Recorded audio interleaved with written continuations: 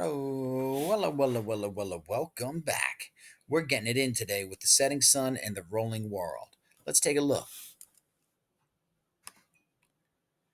What are some milestones on the path to growing up? Well, let's get our mustard yellow highlighted here and get some of those main words here milestones, path, and growing up. And like always, I tend to see that word time first, but I also notice that they tend to emphasize those who have experienced more time than those who may not, who might be a little younger. I look over here and I see, oh, a father is likely to experience more time, more growing up time than a son, of course, right? Uh, I'd like you to switch on over to orange and put a dot next to milestones, put a dot next to path, and put a dot next to growing up. And I'd like you to highlight both sides, please, any words that you see that connect with those three words. Take the time to do that now. Excellent work. Let's get into it. Prompt: young versus old, father versus son, home versus the world. Point of views often clash. Contrast old Masoni's point of view to Namo's. Use evidence from the text to support your response. I'd like you to put both dots on the sun before you take them over to the prompt. And I'd like you to take both dots and find the two most important words in this text. Take the time to do that now. Excellent work, killing it. So let's get into it. We're going to annotate the text as we go along the way. We are thinking about point of view as we go along. So the check mark goes next to point of view. And in particular, it's going to be third person. So you can put third person, put a light bulb next to that. You might be asking, how come I don't hear any first person? And there's a connection here, right? You see point of view over here in the, oh, whoopsie daisy. You see point of view over here, and you see point of view right here, right? You've got your check mark down there now. Let's get it. All right. Instead of me reading it, we're going to have a celebrity read it. The Setting Sun and the Rolling World. Oh my God, that by guy. Charles Mungashi. Short story. Background.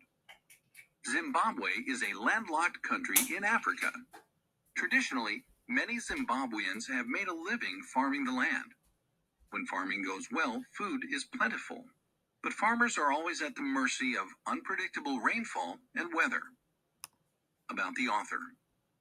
Charles Mungashi, born 1947, is a Zimbabwean writer. He grew up working on his father's farm, where the time he spent alone inspired him to start creating stories. He writes in both English and Shona, one of the main languages spoken in Zimbabwe. His works have won the International Pen Award and the Commonwealth Writers' Prize. The Setting Sun and the Rolling World by Charles Mungashi. Old Musoni raised his dusty eyes from his hoe and the unchanging stony earth he had been tilling and peered into the sky.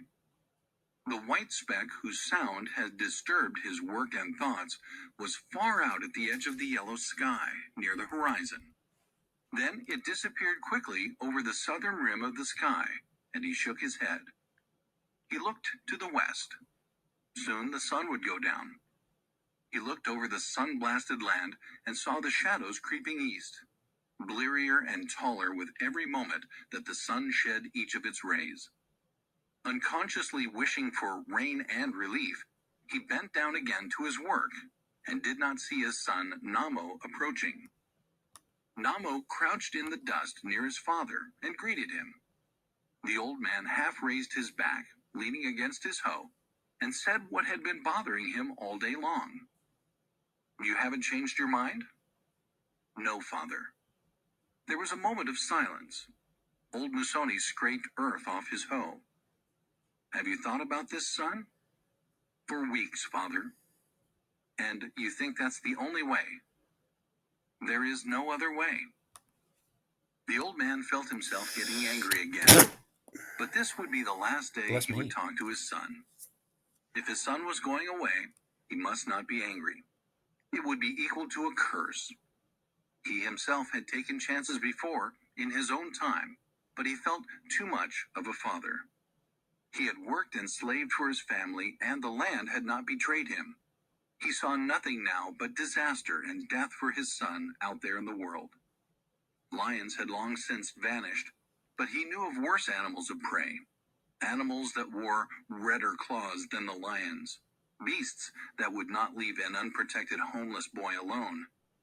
He thought of the white metal bird, and he felt remorse. Think again. You will end dead. Think again of us, of your family. We have a home, poor though it is, but can you think of a day you have gone without? I have thought everything over, Father. I am convinced this is the only way out. There is no only way out in the world, except the way of the land, the way of the family. The land is overworked and gives nothing now, Father, and the family is almost broken up. The old man got angry. Yes, the land is useless. True, the family tree is uprooted and it dries in the sun. True, many things are happening that haven't happened before, that we did not think would happen ever. But nothing is more certain to hold you together than the land and a home, a family. And where do you think you are going, a mere beardless kid with the milk not yet dry on your baby nose? What do you think you will do in the great treacherous world where men twice your age have gone and returned with their backs broken, if they returned at all? What do you know of life?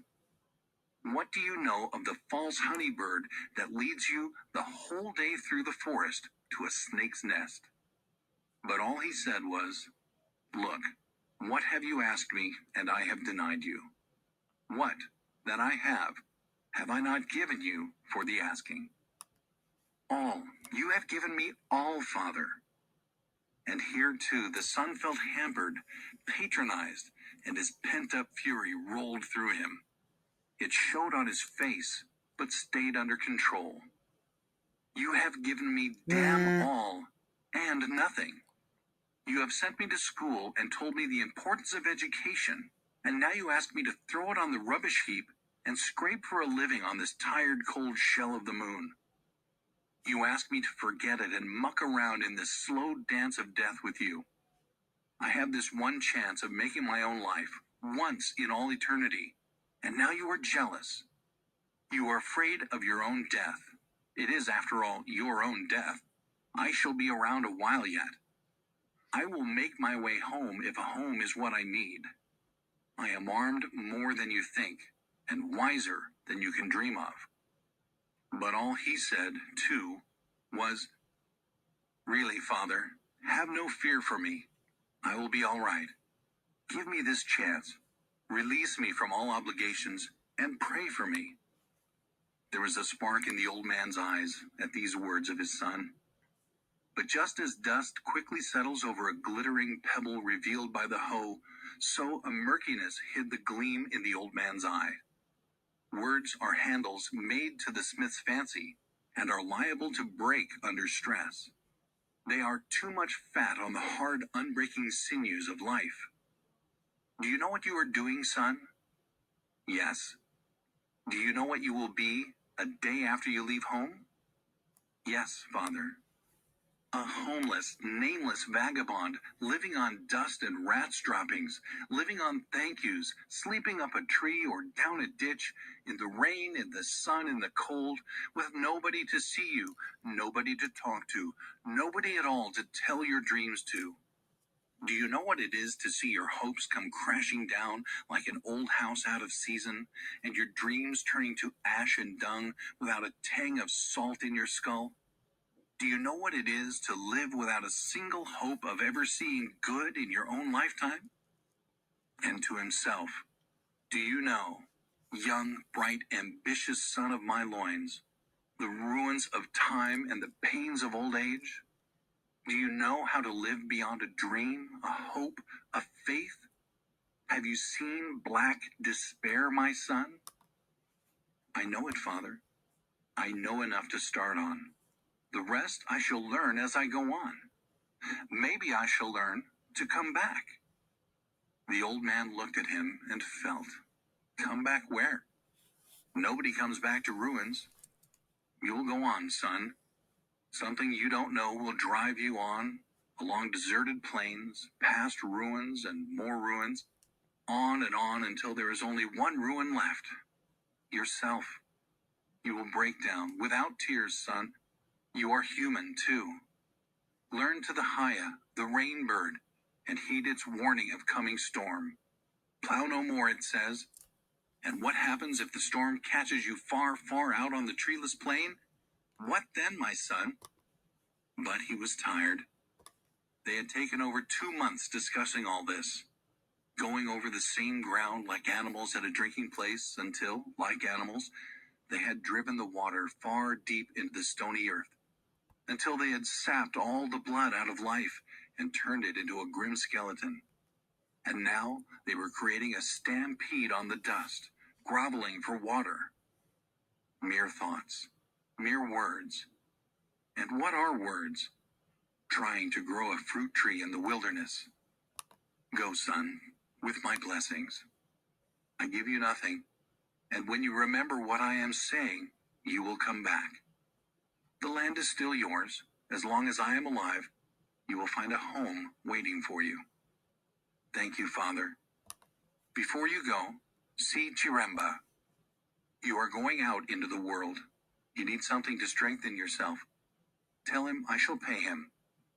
Have a good journey, son. Thank you, Father. Namo smiled and felt a great love for his father. But there were things that belonged to his old world that were just lots of humbug on the mind. Empty load, useless scrap. He would go on to Chiremba, but he would burn the charms as soon as he was away from home and its sickening environment. A man stands on his feet and guts. Charms were for you. So was God, though much later. But for us, now, the world is godless. No charms will work. All that is just the opium you take in the dark in the hope of a light. You don't need that now. You strike a match for light. Namo laughed. He could be so easily light-hearted. Now his brain worked with a fury only known to visionaries. The psychological ties were now broken. Only the biological tied him to his father. He was free. He too remembered the aeroplane which his father had seen just before their talk. Space had no bounds and no ties. Floating laws ruled the darkness, and he would float with the fiery balls. He was the sun, burning itself out every second and shedding tons of energy which it held in its power, giving it the thrust to drag its brood wherever it wanted to. This was the law that held him, the mystery that his father and ancestors had failed to grasp, and which had caused their being wiped off the face of the earth. This thinking reached such a pitch that he began to sing, imitating as intimately as he could Satchmo's voice. What a wonderful world! It was Satchmo's voice that he turned to when he felt buoyant. Old Musoni did not look at his son as he left him. Already, his mind was trying to focus at some point in the dark, unforeseeable future.